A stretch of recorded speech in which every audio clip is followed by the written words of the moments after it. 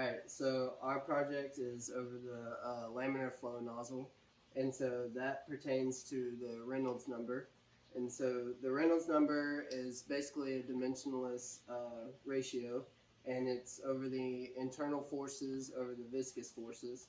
So basically the internal forces have to do with the density of the fluid, the velocity or the speed at which the fluid is moving at, as well as the diameter, which is the diameter of the pipe that the fluid is flowing through.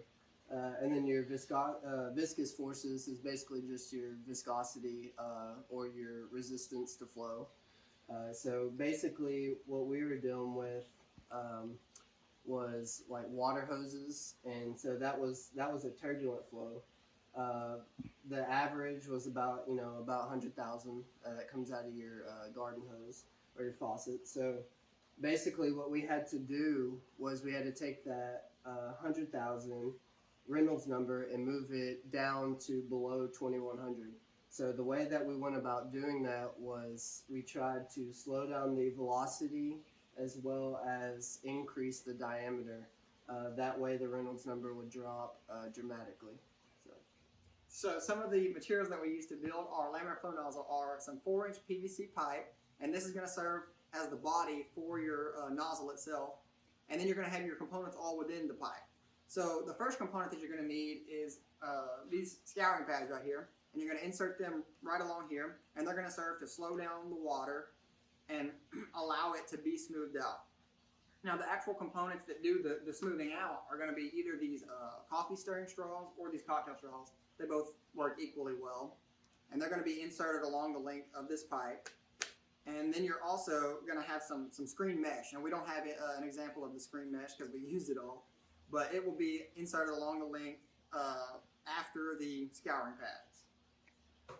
So in addition to this, you're also going to need to construct a nozzle along the end. The nozzle is going to be made out of some thin metal. What we did was we bought like a Coke can, and then we drilled a hole through it. After you've drilled the hole, you're going to need to smooth out the edges using some high grit sandpaper. We use 800 grit, but you can use probably something a little bit lower than that. Or actually, you can also use steel wool if you just have that around the house. And then you're going to use some super glue to glue it to on the inside of your end cap. Now, the end cap that we have as a demonstration is not the one that we actually used on our nozzle. The one that we used was thinner and it wasn't rounded. But the metal is going to be inserted in the inside of that end cap, and then you're going to have it glued in there with just some regular super glue from Walmart. It's not too expensive. Anyways, after you've completed that, your final product should look something like this. So you got your 4-inch pipe, and inside you have your scouring pads, then you have your straws, and then you just have some screen. And then again, you have your nozzle at the end made out of your metal. And the way that it connects to the water hose is just some PVC 3/4 inch couplings, and that's about it. See what the flow coming out of a normal garden hose looks like. This has a Reynolds number of roughly 100,000.